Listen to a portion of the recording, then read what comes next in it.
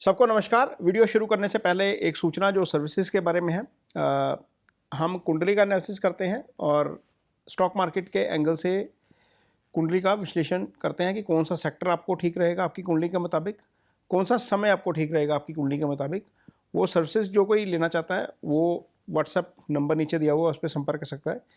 इसके अलावा एक हम तारा चक्र प्रोवाइड करवाते हैं जो आपकी बर्थ चार्ट के मुताबिक, आपके अपने पर्सनल बर्थ डिटेल के मुताबिक बनता है।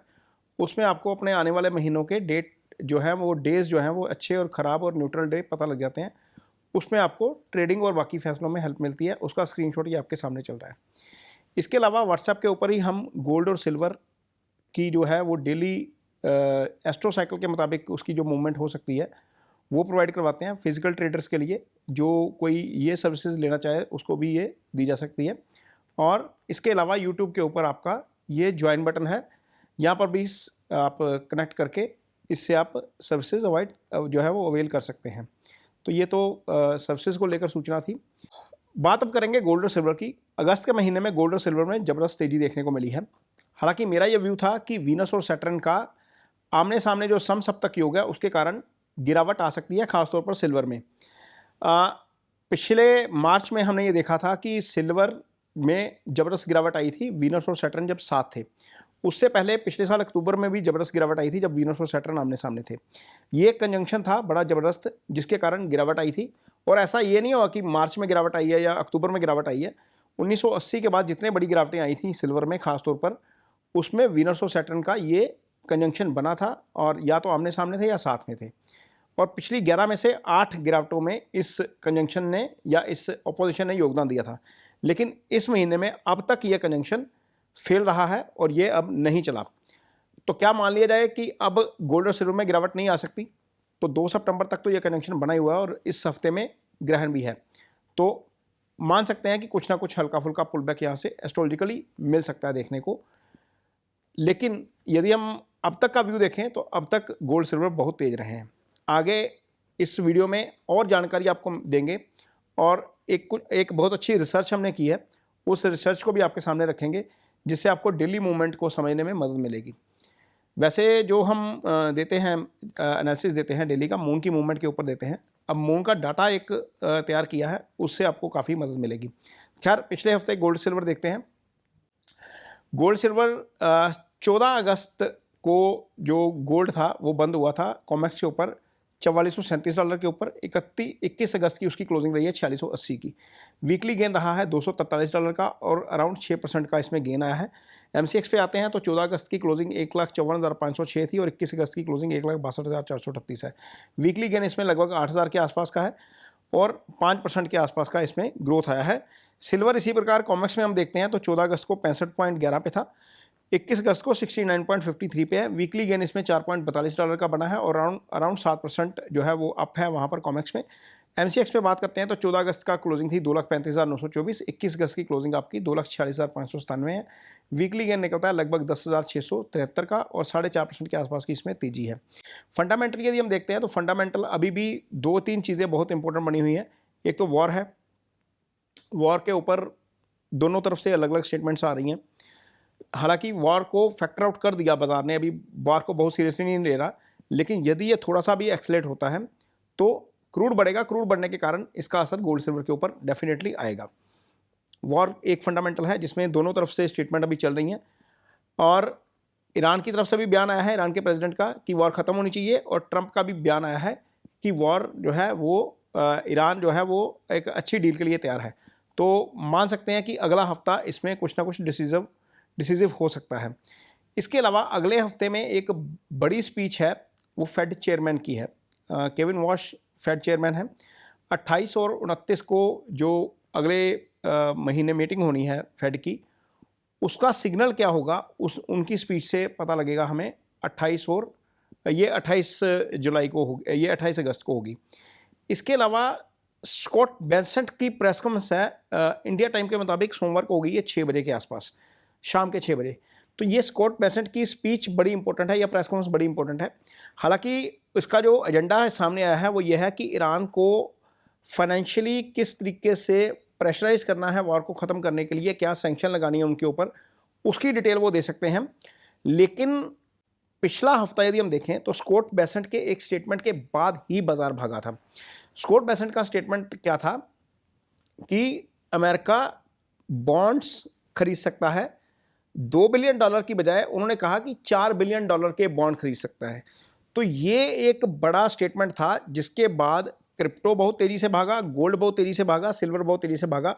बाजार को ये लगा कि जिस तरीके से $40 ट्रिलियन का कर्ज अमेरिका के ऊपर हो गया है, उसके बाद बहुत सारी चीज़ें जो है वो अब अमेरिका के हाथ में इकोनॉमिकली नहीं रही, इसलिए अमेरिका के बॉन्ड्स के ऊपर कोई भरोसा नहीं कर रहा और अमेरिका को खुद बॉन्ड खरीदने पड़ रहे हैं।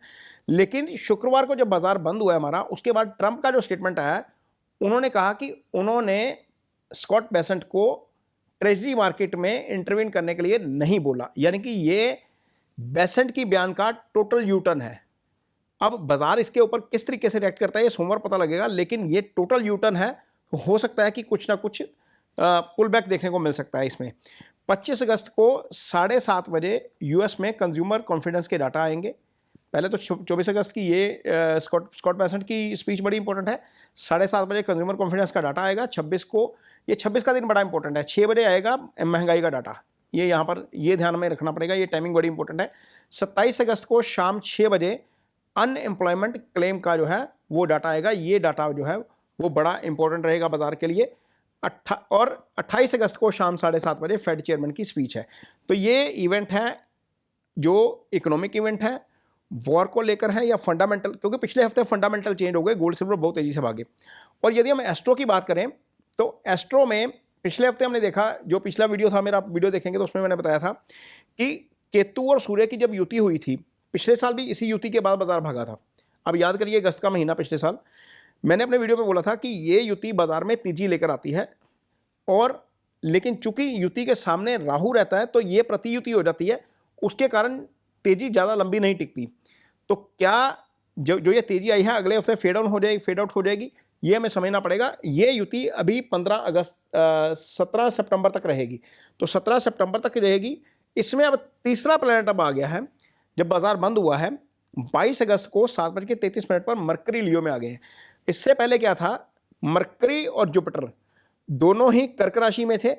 जो तेजी का रीजन समझ में आता है एस्ट्रोलॉजिकली, दोनों की दृष्टि मकर राशि के ऊपर थी।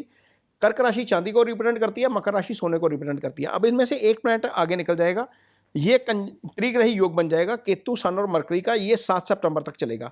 ये ट्रायंगल जो है ये बड़ा इंपॉर्टेंट है। 7 सितंबर तक वॉलेटिलिटी के साथ अपसाइड हमें बाजार में देखने को मिल सकता है, और यहाँ पर पोजीशन अपनी उसी हिसाब से होनी चाहिए।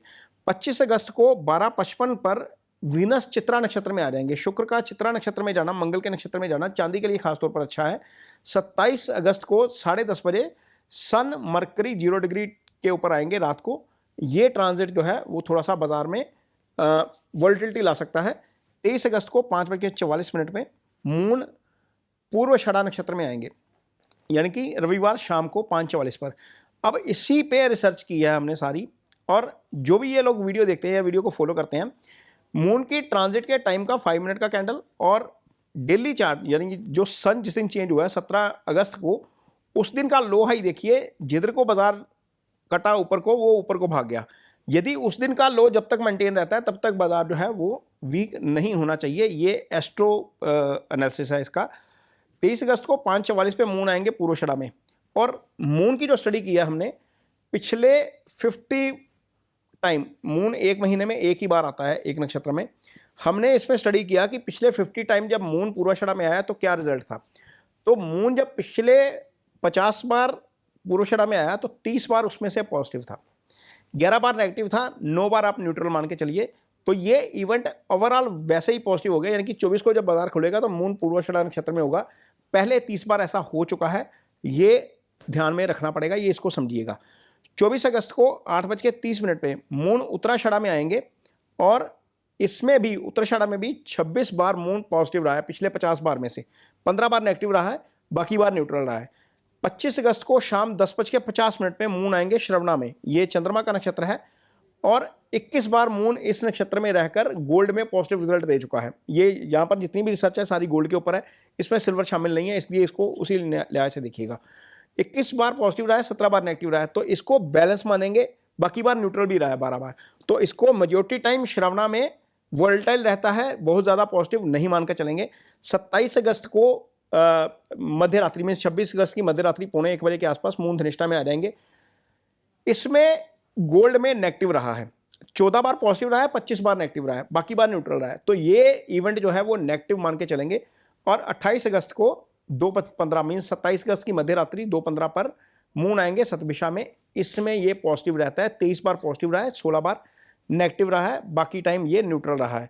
तो ये बेसिकली जो साइकिल था मून का, आने वाले जो नक्षत्र हैं इसमें हमने क्या किया है, सारे के सारे 27 नक्षत्रों का पिछले 50 बार का ट्रांजिट, उसका गोल्ड, सिल्वर और बाकी जो इंस्ट्रूमेंट है उसके ऊपर क्या इंपैक्ट रहता है, ये हमने एक टूल क्रिएट किया है। उस टूल के ज़रिए हम इसका जो है वो एनालिसिस निकालते हैं। और अभी इसमें सिर्फ हमने गोल्ड का ही आपको बताया है। तो कोशिश कर रहे हैं कि ज़्यादा से ज़्यादा डीप स्टडी करके आपको चीज़ें बताई जाएं, ताकि आपकी समझ थोड़ी इस मामले में बढ़े और आप कोई मीन्स ख़राब फैसला लेने से बच जाएं। तो कोशिश तो यही रहती है, लेकिन फिर भी कुछ लोग लालच करते हैं, लालच में फंस जाते हैं, फिर नुकसान होता है। तो कोशिश करिए कि इसको इसी तरीके से देखिए, एवरेज देख लीजिए कि क्या पॉजिटिव है या नेगेटिव है। अब इस हफ्ते में एक बड़ा इवेंट भी है, वो है मून एक्लिप्स का। चंद्र को ग्रहण लगेगा। हालांकि चंद्र को ग्रहण लगना बाजार में गिरावट की गारंटी नहीं है, लेकिन पिछले यदि हम 18 बार या 16 बार का एनालिसिस करते हैं तो 6 बार तो बाजार, हाँ 18 बार का एनालिसिस था, 6 बार बाजार बंद था, 12 बार खुला था, उसमें से 6 बार गिरा, 6 बार चढ़ा है। तो ये न्यूट्रल इवेंट है, बहुत ज़्यादा इसमें गिरावट की संभावना नहीं रहती। लेकिन चूंकि 6 बार गिर चुका है, इसलिए थोड़ा सा ध्यान रखेंगे। इंडिया में ये नज़र नहीं आएगा, लेकिन जिस समय ये ग्रहण लग रहा होगा इंडिया में बाजार खुला होगा। इंडिया में ये एक्वेरियस राशि में लग रहा है, शतभिषा नक्षत्र में लग रहा है, और स्टार्टिंग टाइम इंडिया का मॉर्निंग 8:04 का है। पीक टाइम रहेगा इंडिया के टाइम के हिसाब से 9:43 का, और एंड हो जाएगा इसका 11:22 पर। टोटल ड्यूरेशन ग्रहण की 3:18 की है, 3 घंटा 18 मिनट की है। इस इवेंट के दौरान बाजार में हलचल देखने को मिल सकती है। इसी दिन केविन वॉश की स्पीच भी है। तो ग्रहण के 24 घंटे पहले और 24 घंटे बाद बहुत इंपॉर्टेंट होते हैं, इसलिए इस पर भी थोड़ा सा नज़र रखेंगे। इवेंट के दौरान तो ज़रूर नज़र रखिएगा, बाजार पर इसका असर देखने को मिल सकता है। तो वीडियो को सिर्फ जानकारी भर के लिए देखिए, वीडियो को देखकर कोई किसी प्रकार की इन्वेस्टमेंट करिए, ये वीडियो इन्वेस्टमेंट ना करिए। ये वीडियो आपकी जानकारी भर के लिए है। कोई भी निवेश करना है, अपने निवेश सलाहकार की मदद ज़रूर लीजिए। बाकी जो गोल्ड के ऊपर मेरा व्यू है, वो ओवरऑल मेरा व्यू बुलिश है। मैंने पिछले साल से भी लगातार बुलिश स्टैंड लिया था, क्योंकि एस्ट्रो इवेंट बहुत ज़बरदस्त है आगे। मैं आपको एक विशेष वीडियो लेकर आऊँगा। हालांकि मैंने पिछले साल एक वीडियो डाला था, एक वीडियो मैं और लेकर आऊँगा, मुझे क्यों एस्ट्रो साइकिल में गोल्ड यहाँ से बहुत ज़बरदस्त नज़र आ रहा है। और उस एस्ट्रो साइकिल का एनालिसिस पूरा एक दूसरे वीडियो में भी करेंगे, जिसमें आपको समय लग सकता है। उसमें रिसर्च बहुत लंबी चल रही है, और उस लंबी रिसर्च में आपको पता लग जाएगा कि आने वाले 6 या 7 साल में कौन सा साल आपके लिए अच्छा रह सकता है गोल्ड के लिए खास तौर पर। तो वीडियो कैसा लगा इस पर कमेंट बॉक्स में अपनी राय जरूर दीजिए। अच्छा लगे तो उसे शेयर जरूर करिए, पेज को सब्सक्राइब जरूर करिए। इसके साथ ही मुझे दीजिए इजाजत। नमस्कार।